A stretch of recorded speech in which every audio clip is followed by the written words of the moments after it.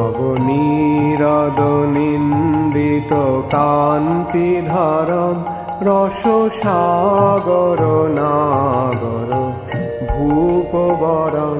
ओम नमो भगवते वासुदेवाय। ओम नमो भगवते वासुदेवाय। ओम नमो भगवते वासुदेवाय। ओम नमो भगवते वासुदेवाय। ओम नमो भगवते वासुदेवाय।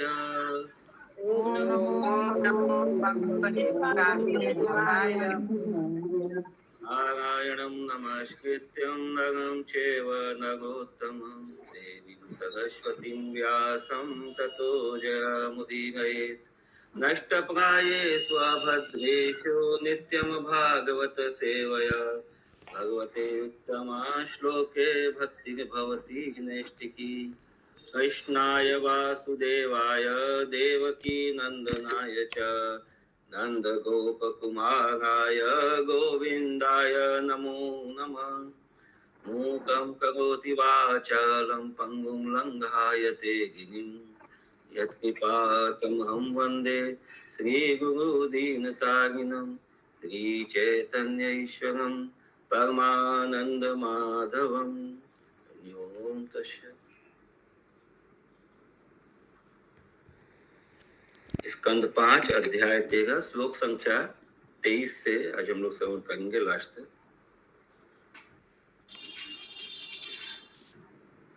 नमो महद्भयो अस्तु नमः शिशुभ्यो। नमो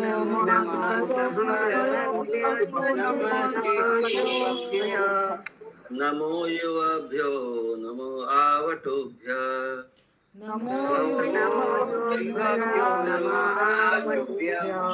ये ब्राह्मणा गामवधूतलिङ्गा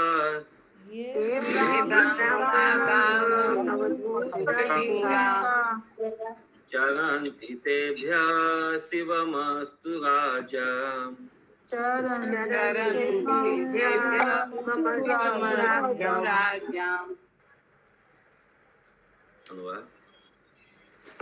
मैं उन महापुरुषों को नमस्कार करता हूँ जो इस धरातल पर शिशु, तरुण बालक, अवधूत या महान ब्राह्मण के रूप में विचरण करते हैं। यदि वे इन विभिन्न वेशों में छिपे हुए हैं तो भी मैं उन सबको नमस्कार करता हूँ। उनके अनुग्रह से उनका हमेशा अपमान करने वाले राजवंशों का कल्याण हो।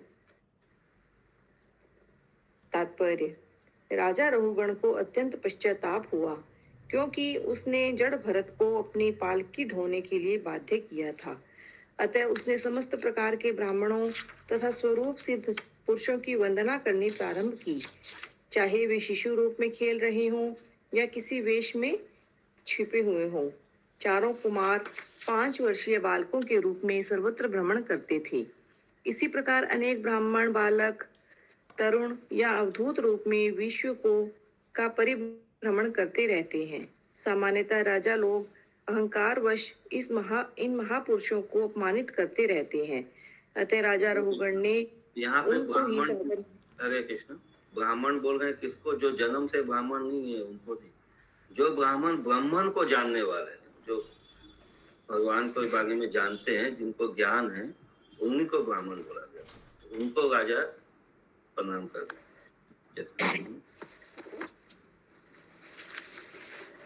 सामान्यतः राजा लोग अहंकारवश इन महापुरुषों को अपमानित करते रहते हैं। अतः राजा रघुगण ने उनको ही सादर नमस्कार किया है, जिससे अहंकारी राजवंश नरक को प्राप्त न हो। यदि कोई महापुरुष का अपमान करता है तो पूर्ण पुरुषोत्तम भगवान उसे क्षमा नहीं करते, भले ही उन महापुरुषों को यह अपमान जैसा न लगता हो। दुर्वासा ऋषि ने महाराज अम्बरीश का अपमान किया था। अतः जब वे भगवान श्री विष्णु के पास क्षमा मांगने पहुंचे तो उन्होंने क्षमा प्रदान नहीं की। उन्हें महाराज अम्बरीश के चरणों पर गिरना पड़ा। यद्यपि महाराज अम्बरीश क्षत्रिय गृहस्थ थे, मनुष्य को चाहिए कि वैष्णव तथा ब्राह्मण के चरण कमलों को अपमान न करे। हरे कृष्ण। हरे कृष्ण। श्लोक संख्या 24। श्री शुक उवाच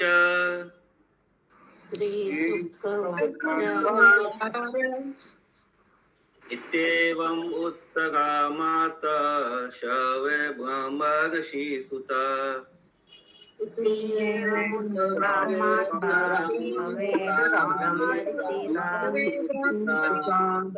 सिंधु पतय आत्मसतत्वं विगणयत परानुभाव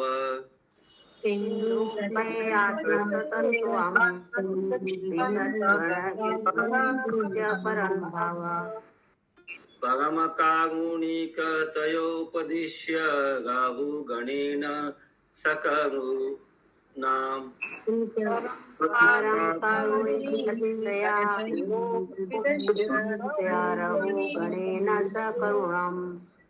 अभिवंदित चरण आपूर्णार्णव इव निभृत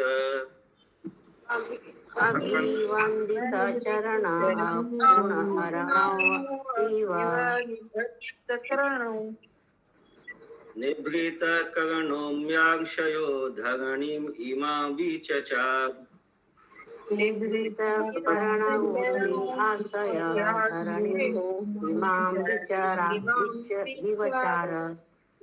अनुवाद। श्री शुकदेव गोस्वामी ने आगे कहा, हे राजन, हे माता उत्तरा के पुत्र, राजा रघुगण द्वारा अपनी पालकी ढोए जाने के लिए बाध्य हरे किए कृष्णा। एक सबको यहाँ जिनको जिनको उत्तर पता हो हाथ उठा के बोलेंगे। सुखदेव गोस्वामी ने राजा से कहा, किस राजा को कहा?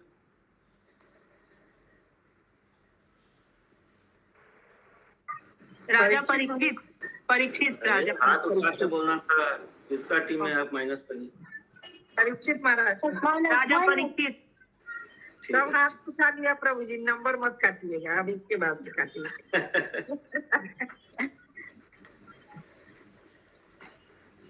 तो राजा रघुगण को कौन बोल रहा था? जड़ भगत महाराज। कंटिन्यू जड़ भरत।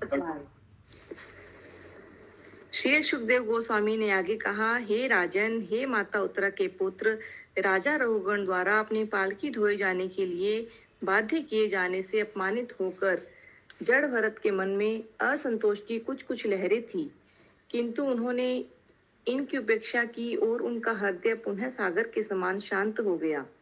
यद्यपि राजा रघुगण ने उनका अपमान किया, किंतु वे महान परमहंस थे। वैष्णव होने के नाते वे स्वाभाविक रूप से अत्यंत दयालु थे। अतः उन्होंने राजा को आत्मा की वास्तविक स्वाभाविक स्थिति के विषय में कहा। तब उन्हें अपमान भूल गया, क्योंकि राजा रघुगण ने विनीत भाव से उनके चरण कमलों पर क्षमा मांग ली थी। इसके उपरांत वे पुनः पूर्ववत संपूर्ण विश्व का भ्रमण करने लगे। हरे कृष्ण। सुमना माता जी। प्रभु वो जड़ भरत को क्या संतोष की लहरें थी, ये लिखा है ना यहाँ पे? असंतोष की कुछ कुछ लहरें थी। मतलब जब उनका अपमान हुआ राजा के द्वारा, तो कुछ उनके मन में उद्विग्नता था, थोड़ा सा हलचल हुआ। तो जैसे साधु लोगों का स्वभाव होता है, बहुत जन का स्वभाव होता है। देखिए, एक होता है कोई पत्थर के जैसा रहता है स्वभाव, तो क्या होता है, कोई ने कुछ कहा या कुछ मतलब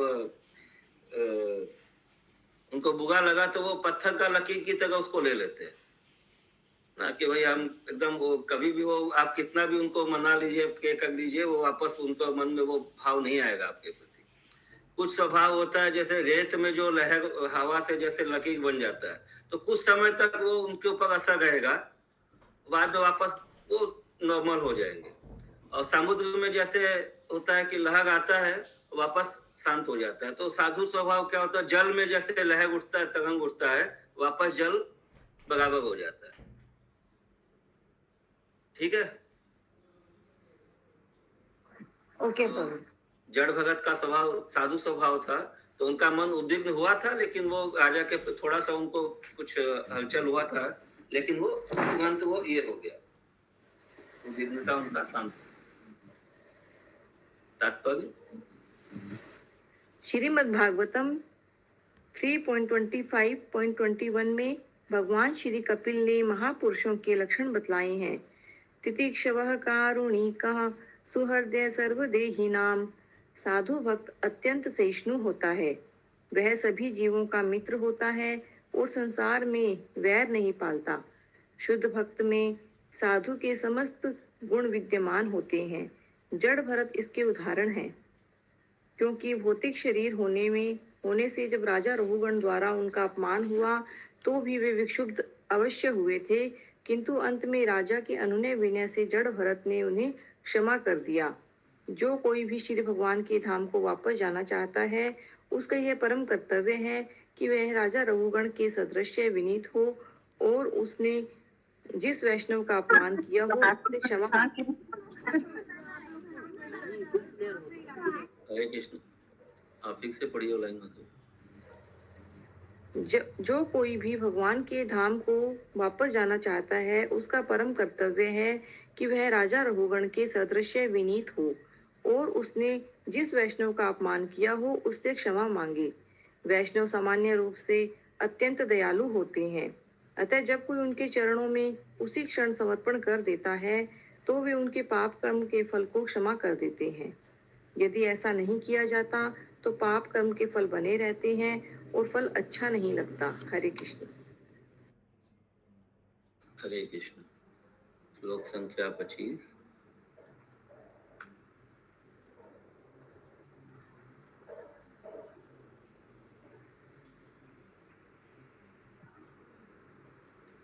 सौवीरपतिरपि सुजान समावगता।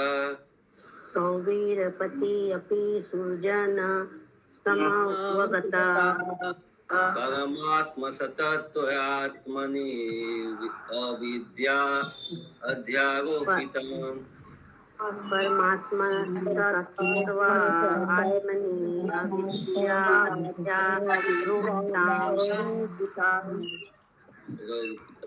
च देहात्ममतिं विसर्ज्य। आत्मा मतिं विसर्ज। एवं हि नृप भगवदाश्रिता।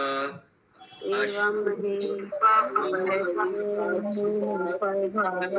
हि नृप भगवद आश्रिता आश्रितानुभावा। एवं हि नृप भागवत आश्रितानुभाव।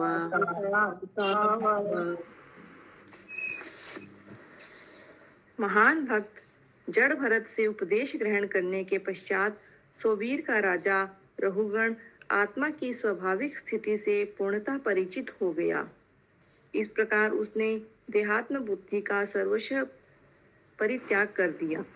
हे राजन, जो भी ईश्वर के भक्त के दास की शरण ग्रहण करता है वह धन्य है, क्योंकि वह बिना कठिनाई के देहात्म बुद्धि त्याग सकता है। तात्पर्य, जैसा कि श्री चैतन्य चरितामृत मध्य 22.54 में कहा गया है, साधु संग सर्वशस्त्र काय लव मात्र साधु संगे। साधु संग सर्वशास्त्र कय लव मात्र साधु संगे सर्व सिद्धि है। यह सच है कि चाहे क्षण भर की ही संगति क्यों न हो, यदि कोई शुद्ध भक्त की शरण में जाता है तो उसे पूर्ण सिद्धि प्राप्त होती है। साधु श्री भगवान का शुद्ध भक्त होता है। यह हमारा स्वयं का अनुभव है कि हम गुरु के प्रथम उपदेश से ही कृष्ण भावनामृत से अभिभूत हो उठे, जिससे आज हम कृष्ण भावनामृत के पथ पर हैं और कृष्ण दर्शन को समझ सकते हैं। हरे कृष्णा।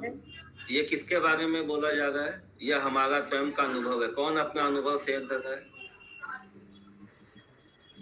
मिताली माता जी। अरे आप मिताली माता जी।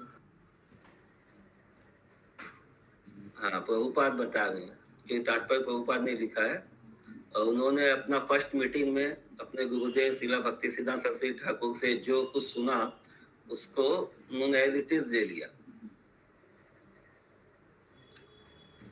आगे परिणाम यह हुआ कि आज अनेक भक्त कृष्ण भावनामृत आंदोलन में संलग्न हैं। यह समूचा संसार देहात्म बुद्धि के वशीभूत होकर चक्कर लगा रहा है। इसीलिए संसार भर में लोगों को ज्ञान प्रदान करने और कृष्ण भक्ति में लगाने के लिए भक्तों को पूर्ण रूप से जुट जाना चाहिए। हरे कृष्ण। हरे कृष्ण। श्लोक संख्या 26। राजोवाच राजोवाच यो ह वा इह बहुविधा महाभागवत त्यव्याभिहित यौहावाहिह बहुविधा महाभागवत्या अभिहित परोक्षेण वचसा जीवलोक भवाध्वास परोक्षेण वचसा जीवलोकभवत्वा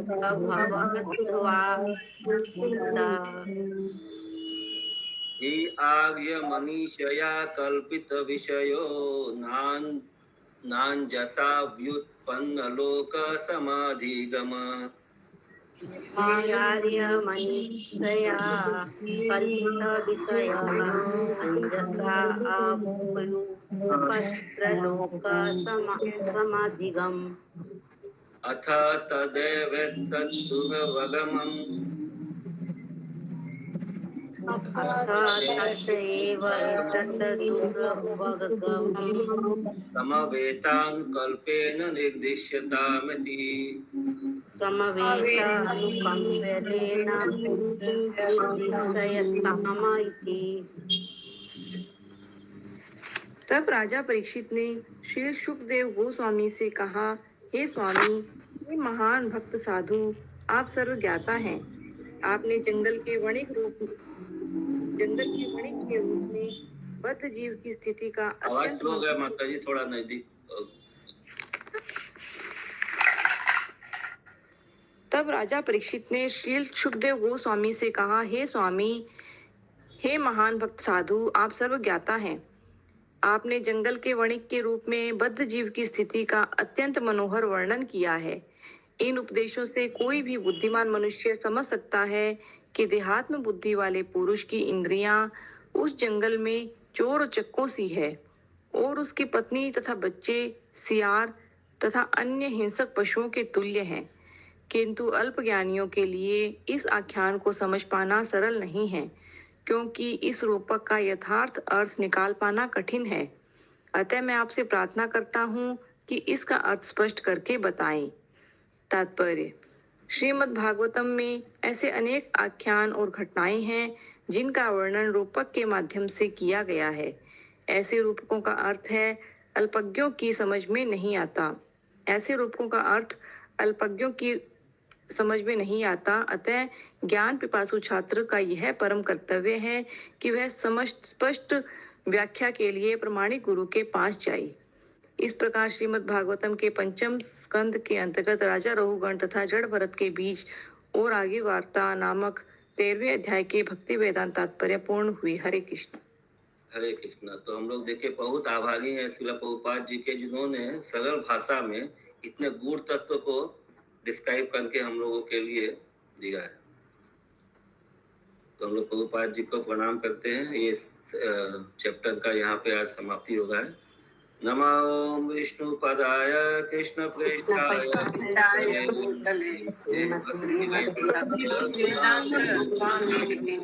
नमस्ते सरस्वती